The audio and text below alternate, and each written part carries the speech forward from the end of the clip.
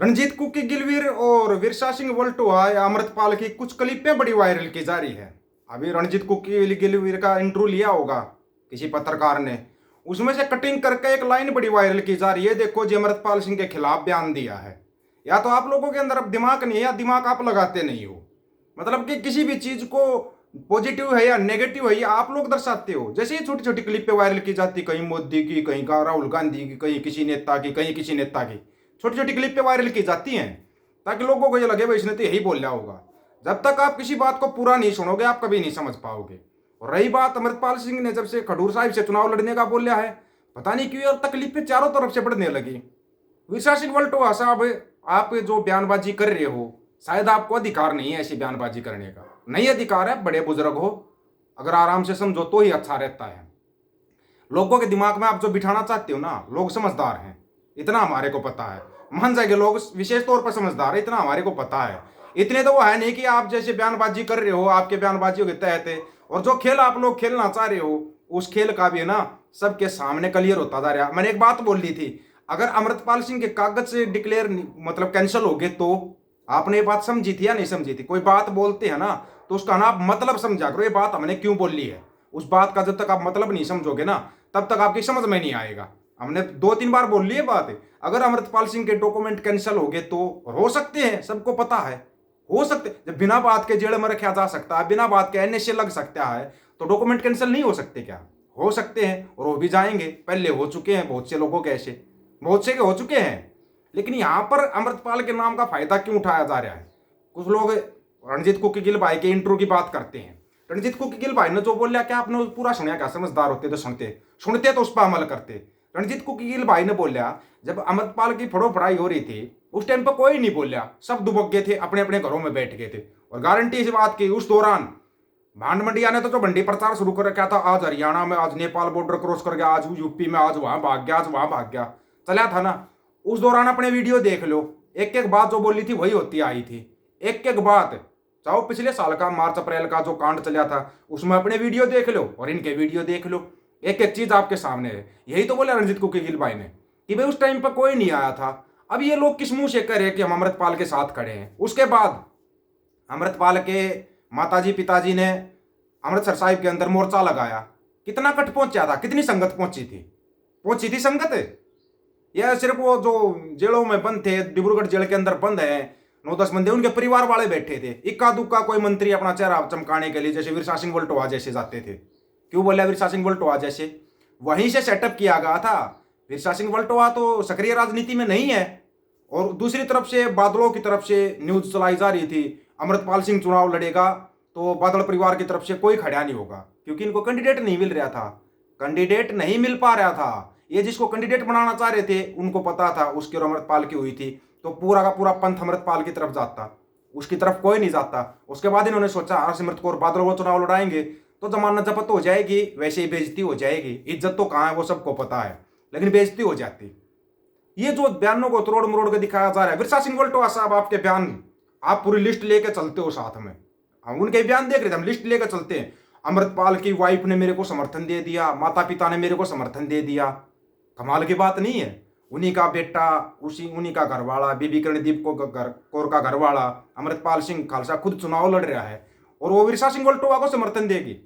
कमाल की बात नहीं है? क्या आपने अभी भी अंदाजा नहीं लगाया कि उनके डॉक्यूमेंट कैंसिल होंगे? क्यों? क्योंकि एक चेहरा बनाया जा रहा है विरसा सिंह वल्टोआ को, पंथक चेहरा बनाया जा रहा है। जबकि विरसा सिंह वल्टोआ बयान दे रहे हैं कि अमृतपाल सिंह बोलता था मैं अपने पंजाब के लिए अपना सिर की बाजी लगा दूंगा, ये कर दूंगा, फिर वो भाग्या क्यों फिरा? विरसा सिंह वल्टोआ साहब, आप संत जी के साथ थे 1984 जब दरबार साहिब के अंदर अटैक हुआ था, आप हाथ खड़े करके और बाहर आके आराम से पुलिस की गाड़ी में बैठ कर चले गए थे। आपने ये तो जीड़ काटी है, ये आपने पंथ का भला किया हुआ है, ये आप पंथक हितैषी हो। कमाल की बात है, लोगों को पता सब कुछ है। विरसा वल्टोआ साहब, हर चीज का पता है लोगों को, किसी को कुछ बताने की जरूरत नहीं है। और खडूर साहब तो वो सीट है, अच्छे अच्छे को ना नानी याद दिला देती है सीट, क्योंकि वहां पर मांझेगे लोग, और मांझेगे लोग बड़े समझदार हैं, बड़े हिसाब से लेंगे वो। क्योंकि सिमरनजीत मान साहब ने अपना कैंडिडेट वापिस हटा लिया तो फिर बादल परिवार कैंडिडेट लेके क्यों आया? कैंडिडेट लेके आया है तो वो कैंडिडेट बार बार ये बात क्यों बोल रहा है? एक तरफ तो बोल रहा है अमृतपाल के माता पिता ने मेरे को समर्थन दे दिया, उनके घरवाले ने मेरे को समर्थन दे दिया, देखो लिस्ट है मेरे पास, ये देखो जी, ये है मेरे पास। दूसरी तरफ वल्टोवा साहब बोल रहे हैं भाई जो राजदीप सिंह खालसा है वो तो आरएसएस का बंदा है। कमाल की बात है, ये बात रहे आप बोल रहे हो वल्टोवा साहब, आप जैसे मुंह से ये बात अच्छी नहीं लगी। आप किस पार्टी के समर्थन से चुनाव लड़ रहे हो? केंद्र सरकार ने आपको आदेश दिया कि जाइए आप कैंडिडेट बन जाइए। आप सक्रिय राजनीति में नहीं थे, आप कैंडिडेट बने खंडूर साहिब से, बीजेपी के कहने से कैंडिडेट बने हो आप, ना कि बादल परिवार के कहने से। बादलों के खास हो आप, उनके पिट्ठू हो, ये भी पता सबको। लेकिन आपको केंद्र सरकार का आदेश आया तब आप खंडूर साहिब से कैंडिडेट बने हो। ये चीज लोगों को समझनी चाहिए। बीजेपी के आदेश से आप खड़े और फिर सबको पता आरएसएस और बीजेपी तो एक है। एक आरएसएस बीजेपी अगर एक नहीं होती तो अब जब अपना बाबा बोंदल गया, अपने देश के प्रधानमंत्री साहब वो बोंदल गए, क्योंकि वाशिंगटन डीसी की रिपोर्ट आ गई है, उसका भी अगला पार्ट आपके पास आ जाएगा सुबह। 2 पार्ट आ चुके हैं, तीसरा पार्ट 1984 वाला आएगा, 84 वाला पार्ट आएगा। चलो वो पार्ट सुबह अगले वीडियो में आ जाएगा। लेकिन जब बाबा बोंदल गया तो आरएसएस प्रमुख मोहन भागवत को बयान देना पड़ा। वही मोहन भागवत साहब 2014 से लेके और 2023 तक ये कहते आए थे कि आरक्षण को बिल्कुल खत्म कर देंगे, आरक्षण बिल्कुल खत्म कर देंगे।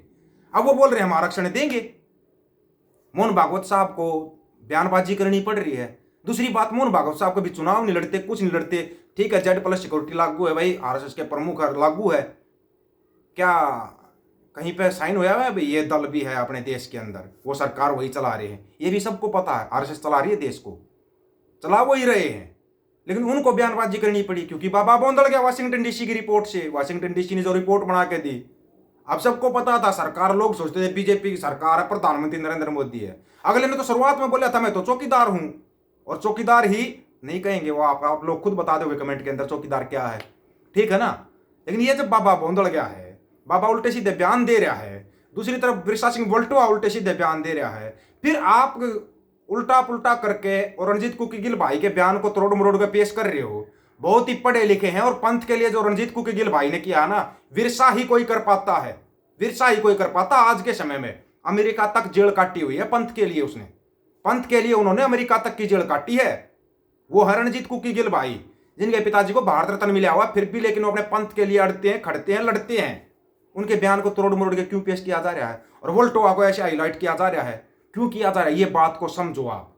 ये डॉक्यूमेंट कैंसिल करेंगे अमृतपाल के, कैंसिल कर फिर ये दिखा देंगे देखो जी वोल्टोवा साहब को तो समर्थन दे रखा था, अमृतपाल के माता पिता ने इस्तेमाल किया जा रहा है नाम को। हाँ, ये भी क्लियर है, कोई पंथ अगर साथ खड़ा ना हो खड़ा, लेकिन युवाओं के दिल में अमृतपाल है, हर एक युवा के दिल में अमृतपाल। वो क्यों है? क्योंकि वो अमृत खालसा वीर चला रहा था, लोगों को अमृत छका रहा था और नशे से दूर कर रहा था, इसलिए युवाओं के दिल में है अमृतपाल।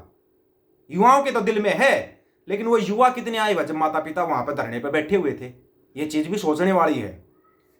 एक लहर बनाना और उस लहर को राजनीति में लेके आना, दोनों अलग अलग चीजें होती है। अब आपको हो गए सिमरनजीत मान साहब जेल में थे, कैसे चुनाव जीत गए, वो एक अलग तरीके से जेल में थे, उनके ऊपर इंदिरा गांधी वाला केस लगा हुआ था।